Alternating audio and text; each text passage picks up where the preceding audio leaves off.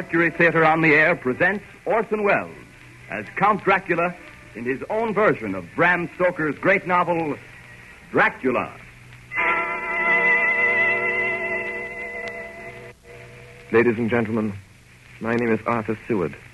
I'm here tonight to bear witness to the truth of certain events which you may find it hard to believe, but I ask you to believe them. I have here certain documents, telegrams, clippings from the press of the day, memoranda, and letters in various hands. All needless matters have been eliminated, so that a history almost at variance with the possibilities of contemporary belief may stand forth as simple fact.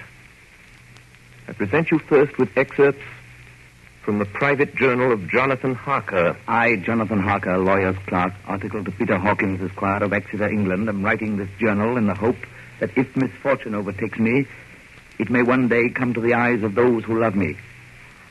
I set out from London on the last day of April to visit one of our clients in Eastern Europe. On May the 3rd, I arrived in Budapest and came after nightfall to Klausenburg on the borders of Transylvania.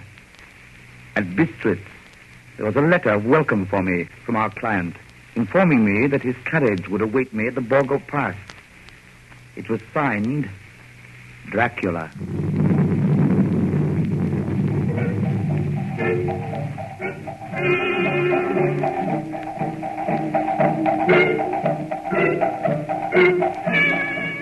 Bukovina!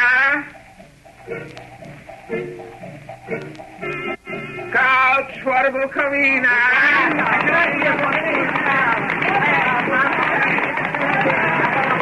The road was rough, but still we seemed to fly over it with feverish haste. When it grew dark, there seemed to be some excitement among the passengers. They kept speaking to the driver and looking at me and urging him on to greater speed. The crazy coach rocked on its great leather strings. The mountains seemed to come nearer to us on either side. Coachman! Coachman! What is it? Where are we? You're nearing your destination, young hare. This is the Borgo Pass.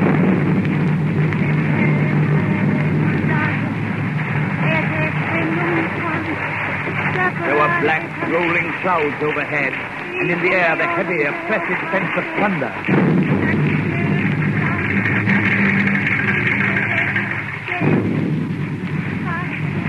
Now, we were through the pass. The young hare is not expected after all.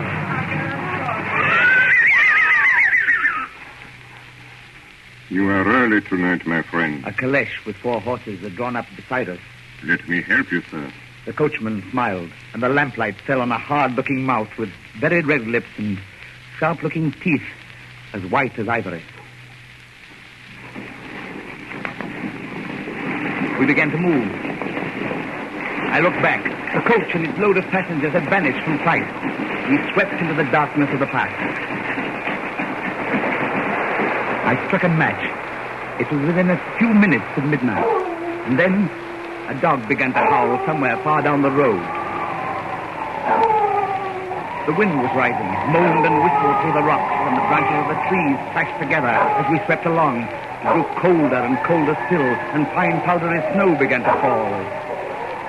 The baying of wolves sounded nearer and nearer, as though they were closing round us to every side. We kept on ascending, always ascending.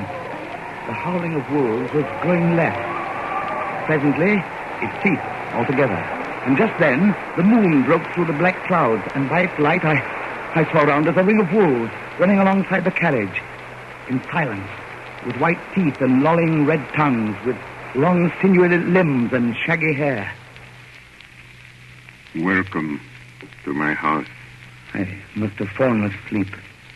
The carriage had pulled up in the courtyard of a vast ruined castle. The coachman was nowhere to be seen. Welcome to my house. Come freely, go safely, and leave something of the happiness you bring. Count Dracula? I am Dracula. His face was strong, very strong, aquiline. The mouth, so far as I could see under the heavy mustache, was fixed and rather cruel-looking, with peculiarly sharp white teeth. You're human, Mr. Harker. The wolves? The children of the night, as you say, Mr. Harker. The wolves. Listen. Come now. There are many things you must tell me tomorrow. Of England and of the estate there you have purchased for me. Why, yes. The estate is called Carfax, I believe. Yes, that is so. But now I will detain you no longer. You will find your room in readiness. And I advise you not to leave it during the night.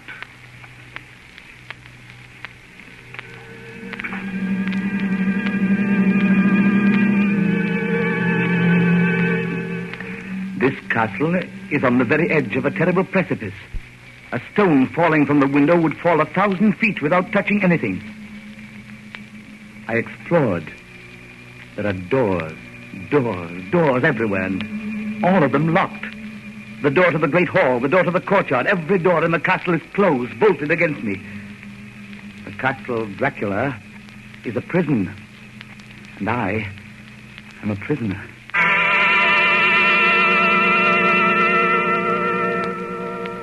The next night, I couldn't sleep.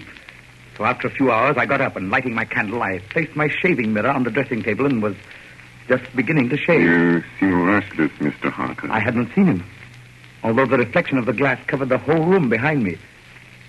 I turned to the glass again. Count Dracula was close to me, and I could see him over my shoulder, but there was no reflection of him in the mirror. It was blank. I started and cut myself on the side of the throat. The blood was trickling down my neck. Count, my mirror! The blood! The blood! Wipe the blood from your face, Mr. Harker. And take care how you cut yourself. It is more dangerous than you think in this country.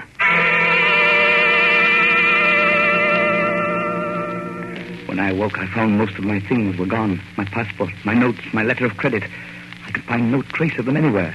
And my door is locked from the outside. June 20th. There is work of some kind going on in the castle. Now and then I hear the faraway muffled sound of mattock and spade. And last night, the second of the predated letters which Dracula made me write, the second of that series which is to blot out the very traces of my existence from the earth, went forth.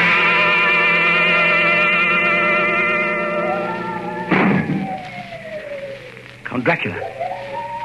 Yes, my young friend. Well, what of me? When am I free? When can I leave this place? Free? Mr. Harker, you're always free. You want to leave? Would you like to leave tonight? Yes, in God's name. My dear young friend, not an hour shall you wait in my house against your will. Come, follow me.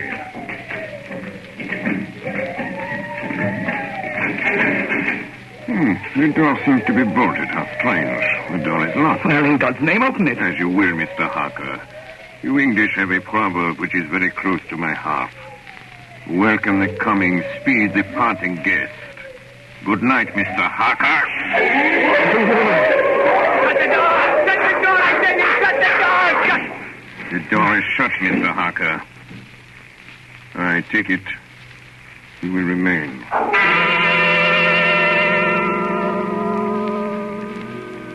Morning, June the 30th. These may be the last words I ever write in this diary. Oh, God preserve my sanity. I have never seen Count Dracula by day. At sunrise, at the first cockcrow, he is gone. I do not understand these things. I only know that the wolves obey him, and that he is a man with hair on the palm of his hands, with sharp teeth, and no blood in his face. He casts no shadow. He cannot be seen in a glass, and he moves like a bat across the sheer face of the castle walls. He eats no food, and is mortally afraid of the crucifix. As I write this, I hear in the courtyard the rolling of heavy wheels and the cracking of whips. And there is in the passageway below a sound of heavy boxes being set down. Boxes shaped like coffins. And I know what they hold. The boxes are filled with holy earth from the chapel beneath the castle. It's the last box being nailed down. And now I hear the heavy feet tramping again. The door shut. The chains rattle.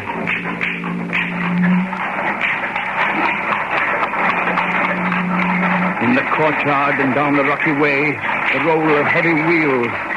The track is whipped. Help! Help! Help! The wagons have gone. I'm alone in the castle. I'm alone in the castle. I'm alone in the castle. I'm alone. I'm alone. I'm alone. Ladies and gentlemen, this is Dr. Seward. Mr. Harker's journal terminates at this point. I now present in evidence a clipping dated August 8th of that year from the Yorkshire Telegraph from our correspondent in Whitby. One of the greatest and suddenest storms on record was experienced here today. The weather has been somewhat sultry, but Saturday evening was fine. The band was playing. The piers were crowded with holidaymakers. The wind fell away entirely during the evening, and there was a dead calm. There were but few lights at sea. The only sail noticeable was a foreign schooner under full canvas, which was seemingly going westward. A little after midnight came a strange sound from over the sea, and high overhead the air began to carry a strange, faint, hollow booming. Then, without warning, the tempest broke. And there, with all sails set, was the foreign schooner rushing with terrific speed toward the shore. A searchlight was turned on her. And there, lashed to the helm, was a corpse, with drooping head which swayed horribly to and fro at each motion of the ship. A moment later, she crashed. And then a strange thing was seen. At the very instant she touched, a huge dog sprang up on deck from below and, running forward, jumped from the bow onto the sand and, making straight up the east cliff toward the graveyard, vanished into the night. The Coast Guard, going aboard at dawn, found the dead man fastened to a spoke of the wheel. Tightly clutched in one hand was a crucifix. The man must have been dead for quite 2 days. In the pocket of the dead man's coat was found a bottle, carefully corked, containing a roll of paper. This proved to be an addendum to the ship's log. There was found on board only a small amount of cargo, and that of a most unusual nature. Apparently the ship carried nothing but earth, common earth, packed away in wooden boxes, shaped much like coffins.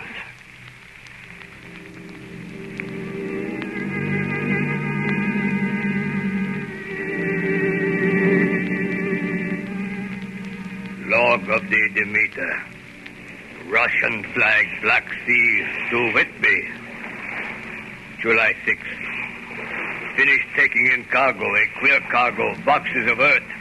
At noon, set sail, east wind, fresh. Crew, 4 hands, 2 mates, cook, and myself, captain. July 11th. Entered Bosporus. At dark, passed through Dardanelles. Mate reported in morning that one of crew, Valjoden, was missing. Took larboard watch 8 bells last night. She was relieved by Chilidian, who came to his bunk. Something aboard the ship. No. Don't laugh, Captain. In the rain last night. Oh? A tall, thin man go up companionway and along the deck forward and disappeared. When I go to the bow, no one. And the hatchways all closed. July 22nd. Rough weather last 3 days. All hands busy with sails. No time be frightened.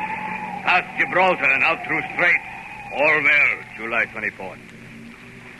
Last night, another hand was lost. Disappeared. Like Chilidian. Leave off watch midnight. Then we never see him again. What's double watch now? I don't take watch alone no more. Double watch. Double watch. July 29th. Had single watch tonight as crew too tired to double. When morning comes... Hey! Hey, below! Barrington! Barrington! Is Barrington below? Barrington's gone! Barrington's gone like the others! Like all the others. The mate and I have agreed to go armed henceforth, July 30th. Last night, we are nearing England. Weather fine. All sails set. Captain! Captain! The men that watching the stairs are missing! Both missing! Now, only self and mate and 1 hand left to work ship. August 3rd. 2 days of fog and not a sail sighted. At midnight, I went to relieve the man at wheel, and when I got to it, found no one there. It's here!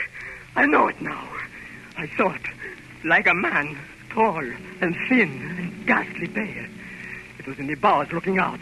I gave it the knife, and my knife went through it. What? Empty as air. What is it? What are you talking about? It's here, and I'll find it. It's in the hold, in one of those boxes of earth. I'll unscrew them one by one and see. And see. He is mad. Stark raving mad. It's no use my trying to stop him. He can't hurt those big boxes. They are invoiced as common earth.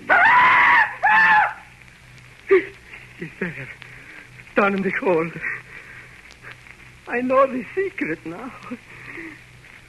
The sea will save me from him. That's all that's left. That's all that's left.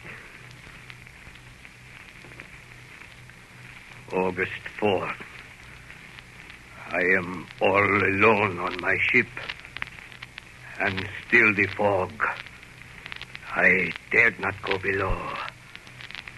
I dared not leave the helm.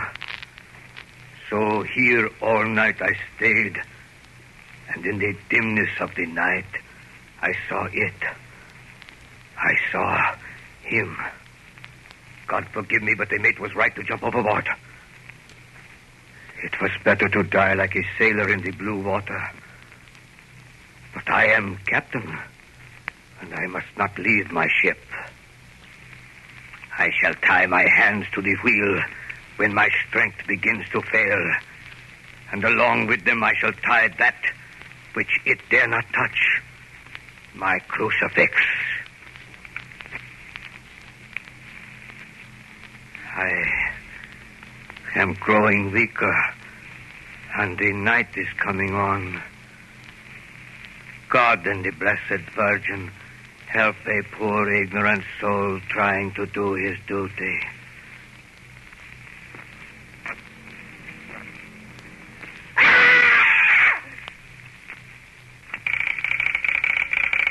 Telegram, Seaward, Pursuit, to Van Helsing, Amsterdam. Lucy West Tenra in alarming condition. Cannot diagnose. Come at once. Seward. Telegram, Van Helsing, Amsterdam, to Stuart, Pursuit. I'm on my way to you. Please arrange the examination immediately my arrival, Van Helsing. Ladies and gentlemen, I must now explain that 6 months before the events recorded here, I had become engaged to a young lady, Lucy Westenra. We were to have been married in the spring. My old teacher, Professor Van Helsing, arrived at 4 the next afternoon. I took him at once to Lucy's house. She lay in a bed asleep. She was ghastly, chalkily pale. The red seemed to have gone even from her lips and gums, and the bones of her face stood out. Young miss is bad. Very bad. She must have blood or she will die. Yet she is not anemic. The qualitative analysis of her blood gives quite normal condition. It is strange. I do not like to think how strange. Look! My God, her throat, look! The black velvet band that she always wore had dragged up a little and showed a red mark on her throat. Just over the external jugular vein were 2 punctures, not large, but not wholesome looking. The edges were white and worn looking. Well? Well, what is it, Professor? What's wrong with her? Speak frankly. You can tell me the worst. I wish I could, Stuart. I wish I could. But I do not dare. But won't you tell me anything? I will tell you this. Your young lady is in a danger greater than death. You must believe me. If you leave her for 1 moment and harm befalls, you will not sleep easy thereafter.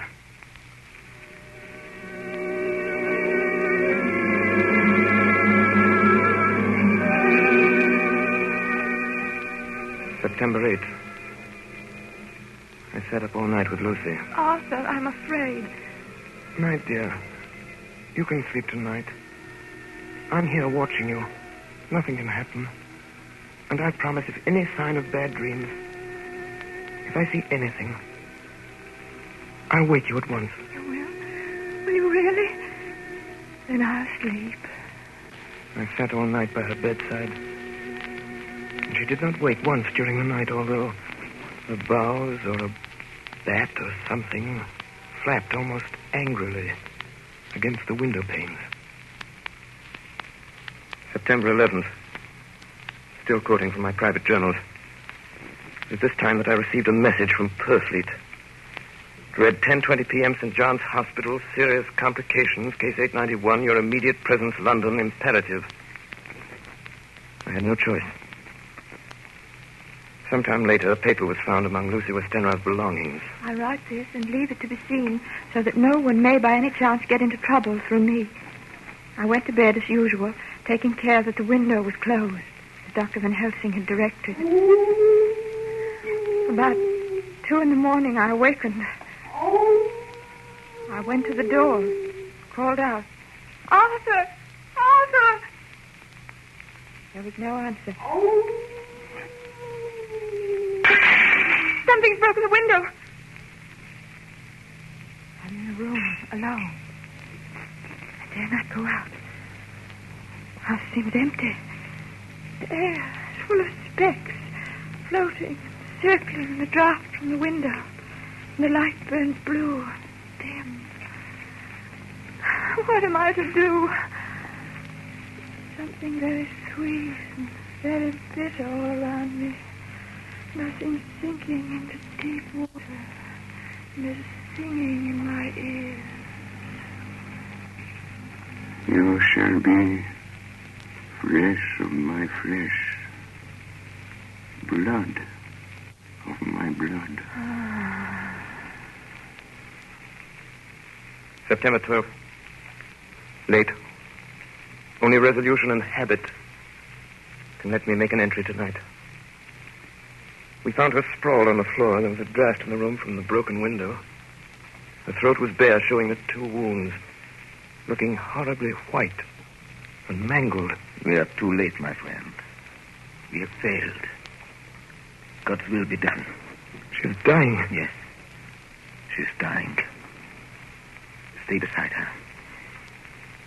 It will make much difference, mark me, whether she dies conscious or in her sleep.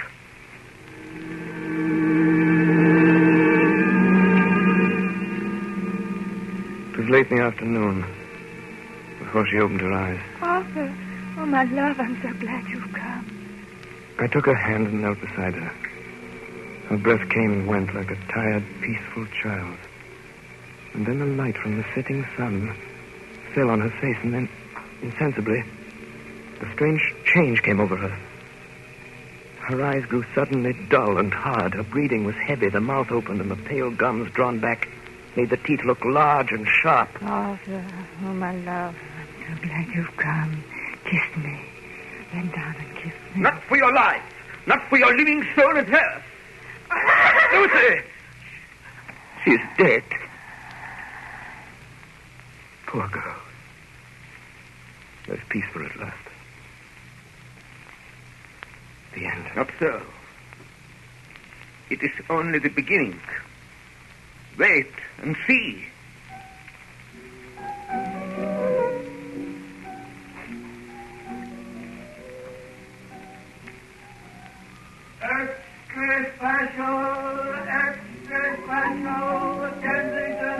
Westminster Gazette, September 25th. A Hempstead mystery.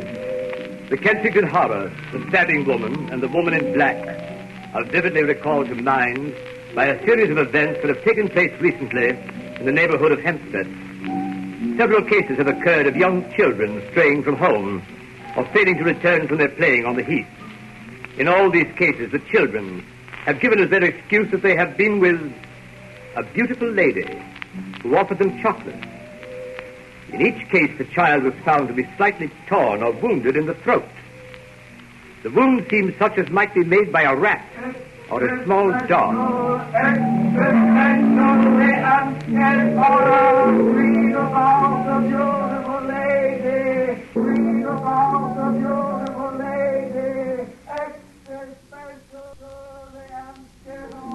The Hempstead Horror.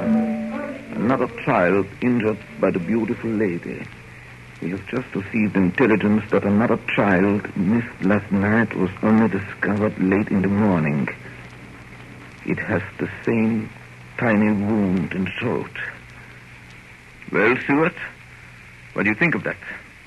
Do you mean to tell me, my friend, that you still have no suspicion as to what poor Lucy died of? Nervous prostration, following great loss and waste of blood. And how was the blood lost or wasted? You are a clever man, my friend, and a good doctor. But you do not believe that there are things that you cannot understand. You are wrong, Stuart. Are you aware of all the mysteries of life and death? Can you tell me why in the pampas there are bats that come at night and open the veins of cattle and horses and suck dry those veins? How in some islands of the western seas there are bats which hang on trees all day, and then when the sailors sleep on deck because it is hot, flit down on them, and then in the morning are found dead men, as white as Miss Lucy was? I understand none of these things. After tonight, Stuart, if you dare to come with me, perhaps then you will understand. September 29th. Before dawn. Now it is done. And I would sooner die 1,000 deaths than live again through what I did this night. We will spend the night, you and I, here, in this churchyard where Miss Lucy is buried. We enter the tomb. And then? We open the coffin. You shall yet be convinced. Take care, Van Helsing. Miss Lucy is dead, is it not so? Then there can be no wrong to her. But if she is not dead... With some difficulty, we found the Westenra tomb. I took up my place behind a yew tree. On one side of the tomb, Van Helsing on the other. I was chilled and frightened.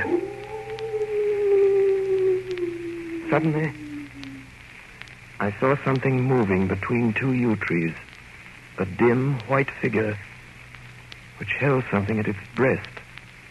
The figure stopped. I could not see the face, for it was bent down over what I saw to be a fair-haired child. There was a sharp little cry, such as a child gives in sleep, or a dog as it lies before the fire and dreams. Then the thing saw us. She drew back with an angry snarl. The lovely, blood-stained mouth grew to an open square. If ever a face meant death, I saw it at that moment. Then suddenly she turned and vanished in the direction of the tomb. Child is not harmed. We leave him in a safe place where the police find him. There's more to do. Come. Now we were in the tomb. Then in the coffin. The thing lay. Like a nightmare of Lucy, the pointed teeth, the blood-stained mouth. Van Helsing never looked up. From his bag he took out a book, his operating knives, a heavy hammer, and a round wooden stake, some 2 or 3 inches thick, sharpened to a fine point, and hardened over a fire. Stuart! The life of this unhappy woman is just begun. When she become what you call undead, there comes with the change the curse of immortality. She cannot die, but must go on age after age, adding new victims. Because all that die from the preying of the undead become themselves undead and prey on others. So the circle goes on, ever widening as the ripples from a stone thrown in the water. But if this lady, this undead, be made to rest as true dead, then the soul of the poor lady whom we love shall be again free. Tell me, what am I to do? Take this stake in your left hand, the hammer in your right. Yes? Place the point over the heart. Yes? Then, when I begin the prayer for the dead, in God's name strike. Are you ready? Now, Domine Jesu Christe, Fili de vivi, quium manus tuas ex voluntate Patri.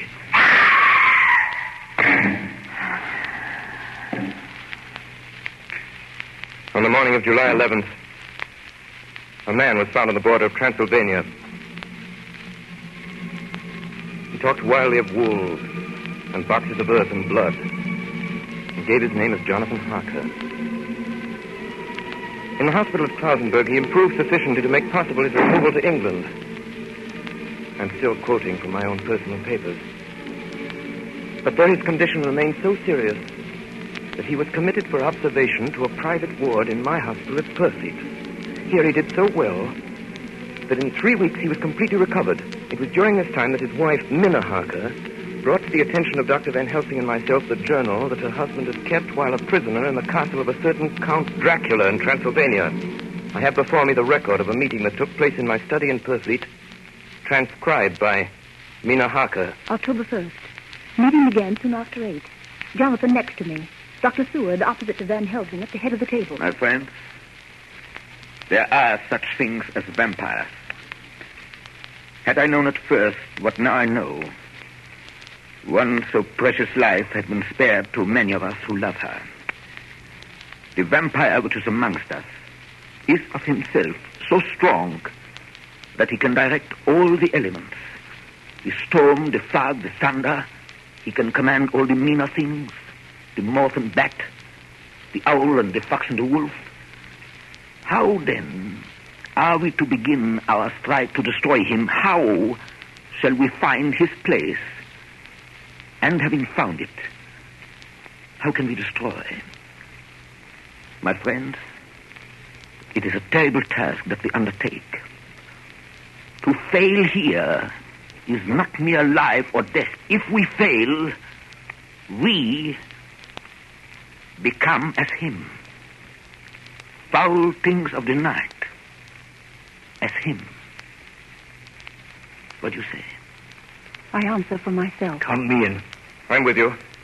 The professor laid a small golden crucifix on the table. We took hands, and our solemn pact was made. My friends, we too are not without strength. The vampire flourishes on the blood of the living. Without this, he cannot live.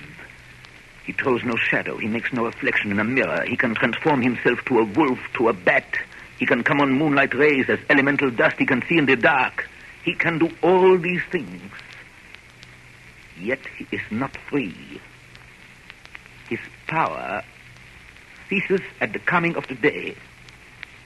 Then, until night, he must remain in the shape in which he finds himself, and except in his coffin home, in those earth boxes, he cannot rest. When we can confine him in his coffin, then, my friends, if we obey what we know, we will destroy him. At that moment, something slapped wildly against the window. Then... Did you hit it? I don't know. We looked out of the window. Against the black sky, we could see nothing. Data in our possession. From the Count's castle in Transylvania to Whitby came 50 boxes of earth. All of these, to our certain knowledge, were delivered at Carfax. Recently, 12 of these boxes have been removed. First step, ascertain whether all the rest remain in the deserted house next door or whether any more have been removed. We must trace each of these boxes and sterilize the earth with holy water so that he can no longer seek safety in it. And we must hurry. The events of the next few days are described in Jonathan Harker's journal. October 2nd, 5 a.m. Just returned from the empty house. Left Mina here at home. Well, we've done our work at Carfax. The place was filthy. The air stagnant and foul and alive with rats. We counted the boxes. Only 38 of them. And over each one, the professor went through his same mysterious work. It was dawn when we got back. I found Mina asleep. She looks paler than usual. October 2nd. Soon after they left, I fell asleep. I remember hearing the sudden barking of the dogs. And then there was silence. I got up and looked out of the window. There was a thin streak of white mist moving across the grass along the wall of the house. It dawned on me that the air in the room was heavy and dank and cold. The gaslight came only like a tiny red spark through the fog. I could see through my eyelids. The mist grew thicker and thicker. Then, as I looked, the spark divided and seemed to shine on me through the fog like two red eyes. You shall be flesh of my flesh, blood of my blood, blood of my blood.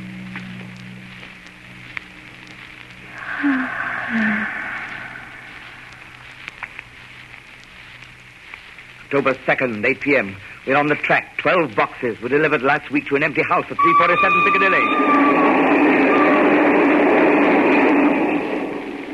My dear friend, until the sun sets tonight, Dracula must retain whatever form he now has. We have this day to hunt out all his lairs and sterilize them. Then he will have no place where he can move and hide. But we have only until sunset. The house in Piccadilly was empty. Like the one at Pursley, the same sickening smell was in the air. On the table we found a clothes brush, a brush, and a comb and a basin. The latter containing dirty water, which was reddened as if with blood. The boxes are back here. 8, 9, 10, 11. Only 11. There's the 12th box somewhere. Gentlemen, it is after 6. The sun is setting. We've no time to lose. He will return at any moment. Open the boxes. Quiet. Listen.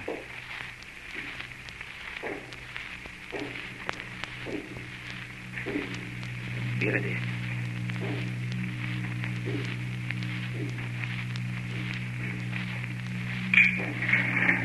It is he! The window! You waste your bullets, gentlemen.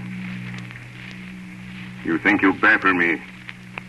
You with your pale faces all in a row like sheep in a butcher's. You think you have left me without a place to rest. But I have more.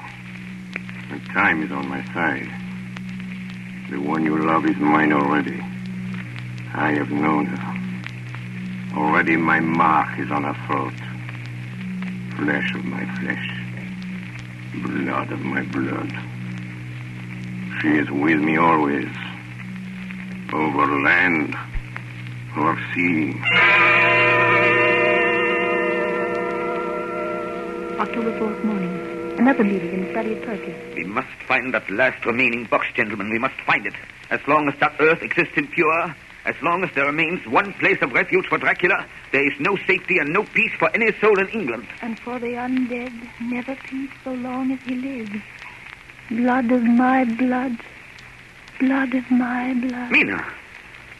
How do you know that? Quiet. With me always, over land and sea. Mina, darling, how did you know that Dracula said those... I don't know. The words just came. Strange. There are times when somehow I feel that I'm with him. At sunset? Yes. Just at sunset. And again at sunrise. Dr. Van Helsing, if I could... If at that time, you... Have you the courage? Courage for what? What do you mean? Dr. Van Helsing here will question her. I will question her, yes. In a state of hypnosis. The one you love is already mine, he said. She is with me always, over land or sea. Ah, Count Dracula. Perhaps she will betray you if she is really with you, this one we love. Who knows? If she is really with you over land or sea. Blood of my blood. Mina. Yes. Answer me, Mina. Are you with him? Yes.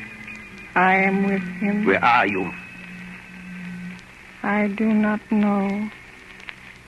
It is all dark. What do you hear? The lapping of water. I can hear it on the outside. Then you are on a ship. Yes. What else do you hear? There is the creaking of an anchor What are you chain. doing? Still. Oh, so still. It is like death. It's like death. Here is a report from Matson Peabody, shipbrokers. Dated October 5th, according to Lloyd's list, the only sailing ship that left for the Black Sea yesterday was the Tsarina Katrina, bound for Varna. Some hours before she sailed, a man came alongside, all in black, driving a cart with a great box in it. This he lifted down single-handed and carried below. No one remembers having seen him after that, as heavy mist came up over Doolittle Dock until sailing time. The rest of London Harbour remained completely clear. Our plans are made. The average sailing time from London to the Black Sea is 3 weeks. We can travel overland to the same place in 3 days. We shall be there waiting for him when he arrives. October 15th, arrive Varna about 5 o'clock. Mina seems stronger. Every morning before sunrise and just before sunset, she speaks to Van Helsing in a trance. Are you with him, Mina? Tell me, are you with him? I am with him. What can you see? Nothing. All is dark. What can you hear? I can hear the waves lapping against the ship and the water rushing by. The wind is high. I can hear it in the shrouds and the bow throws back the foam. So, the Tsarina Katrina is still at sea, hastening on her way to Varna. The Count cannot cross warning water, so he cannot leave the ship without being observed. What do you hear, Mina? Lapping waves and rushing water. Darkness. Darkness and wind. A whole week of waiting. Daily telegrams from Lloyd's. Not yet reported. Not yet reported. Rushing water and creaking masts. Darkness. Darkness and wind. October 24th. Telegram. Lloyd's, London to Harker. Tsarina Katrina reported this morning. From Dardanelles. Lloyd's, London to Harker, October 28th. Tsarina Katrina in heavy fog reported entering Galatz Harbor at 1 o'clock today. Galatz! Galatz is 38 hours from here, and the first train for Galatz leaves at 6:30 tomorrow morning. My friends, we have lost.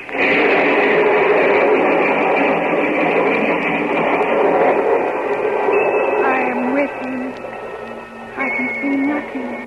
Nothing.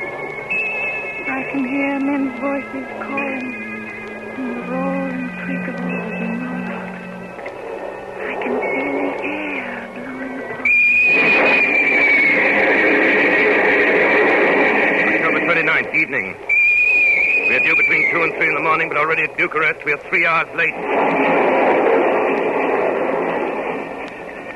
Something's going on.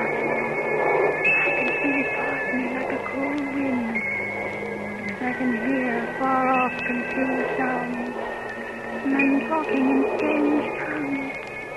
Tears falling water and the howling of wolves. There is another sound. A queer sound. Light. Like what? Speak, Mina. Speak, I command you. I command you to speak.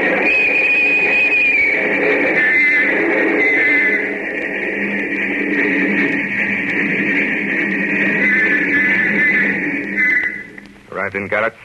Saw Captain Tsarina Katrina. A man come aboard with an order an hour before sunup to receive a box for a party by the name of Dracula. Not his peppers, a rate. Emmanuel Hildesheim, his name was. Mr. Hildesheim? Yes. You were noticed a box yesterday. I gave it to Kyloff by order. Kyloff. Mr. Kyloff? My lord, this morning they find him dead inside the churchyard of St. Peter. They find him dead with his throat torn open. October 30th evening. There are 2 ways in which Dracula can get back to his own place. By land or by water. We've examined the map and find the most likely river is the Ceres. You and I, Seward, will charter a steam launch and follow him up the river. Van Helsing and Mina will take the train to Veresti, and from there they will From there we shall go in the track where Harker went, from Bistritz over to Borgo. If you have not caught him before, we shall be awaiting Dracula there.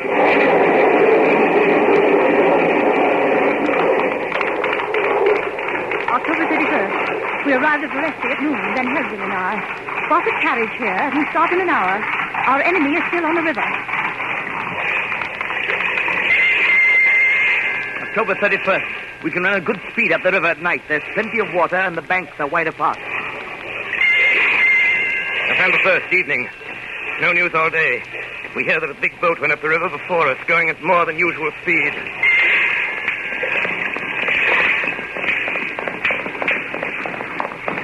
November 4th. All day driving. The country gets wilder as we go. By morning, we shall reach the Borgo Pass. November the 4th, evening. We've left the launch. We've got horses, and we follow on the track along the river. We are armed. Look! Quick! There they are now! Heading west! With the dawn, we could see the Slovaks some miles before us, dashing along the river with their wagon. On it is the great box.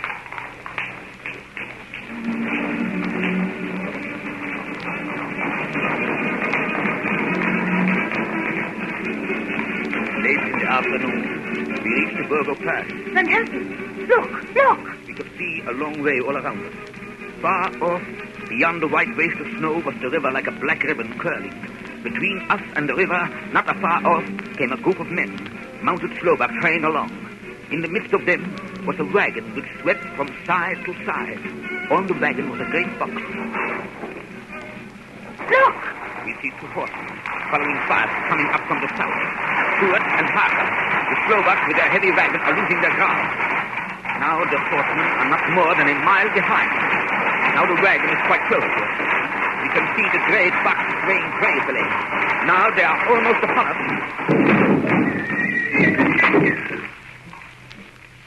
Now has happened a strange thing.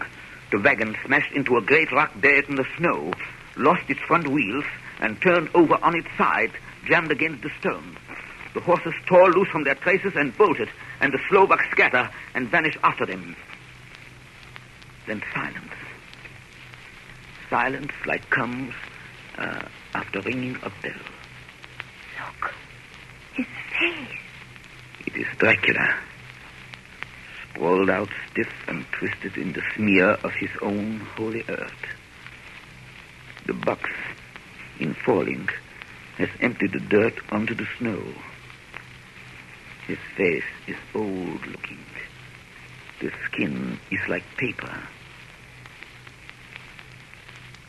Dr. Seward, there's no time. Look at the sun. Sunset. In 1 minute there's darkness and he is forever lost to us.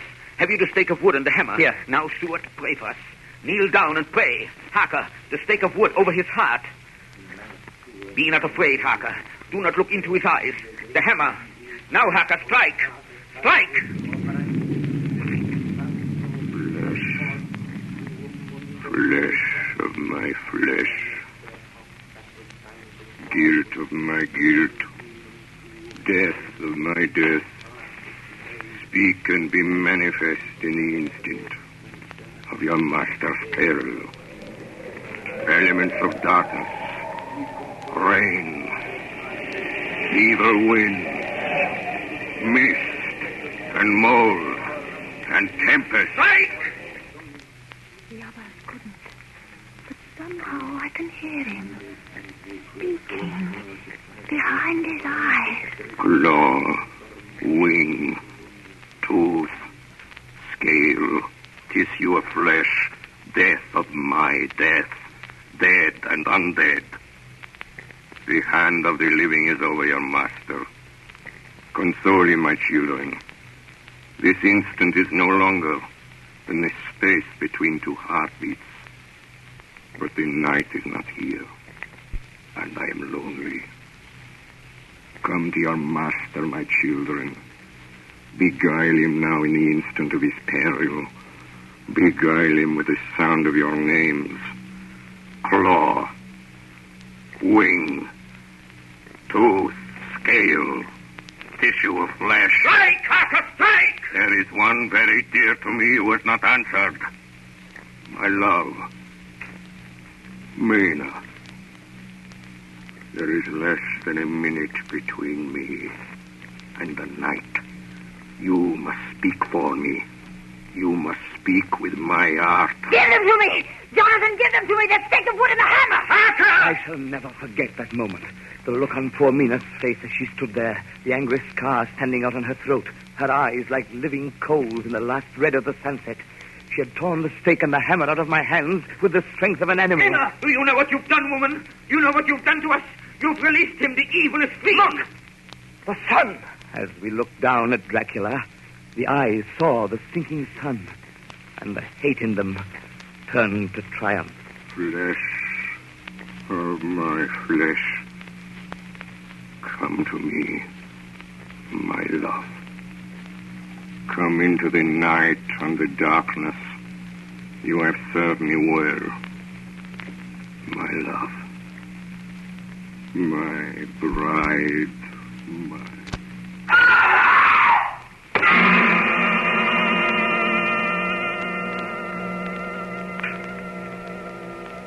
Ladies and gentlemen, all the evidence in this case is now before you. I've added nothing.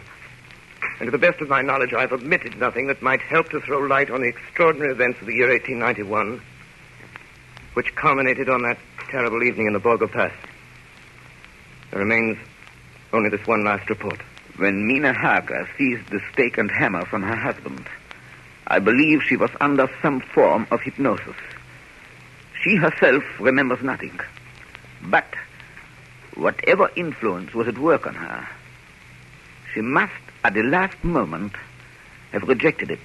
For at the exact instant the sun disappeared, it was Mina Harker who drove the stake through the heart of the thing that called itself Dracula. At that same instant, even as we looked, the wound on the side of her throat was no more. As for Dracula, before the scream of the creature had died from our ears, the whole body crumbled into dust and passed from our sight. In that final moment of dissolution, there was in the face a look of peace, such as I never could have imagined might have rested there.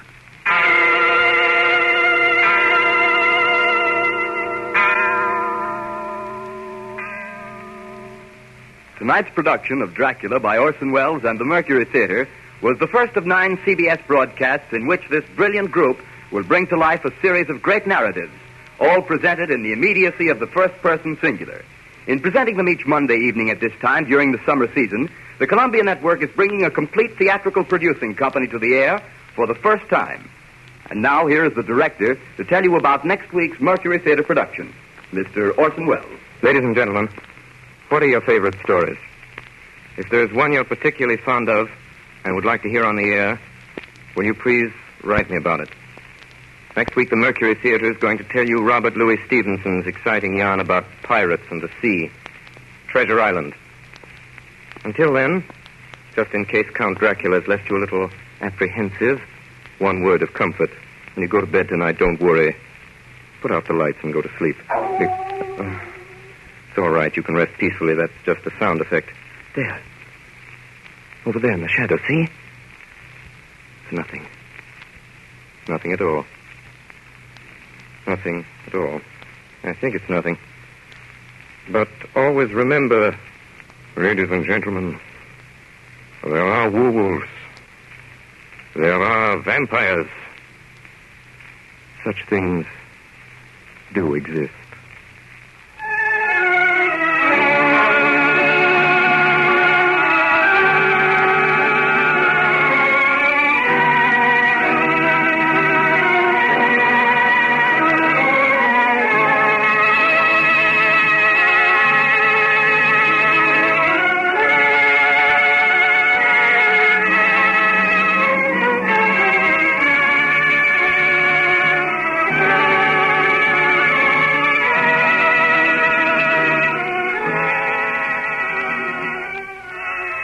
This is the Columbia Broadcasting System.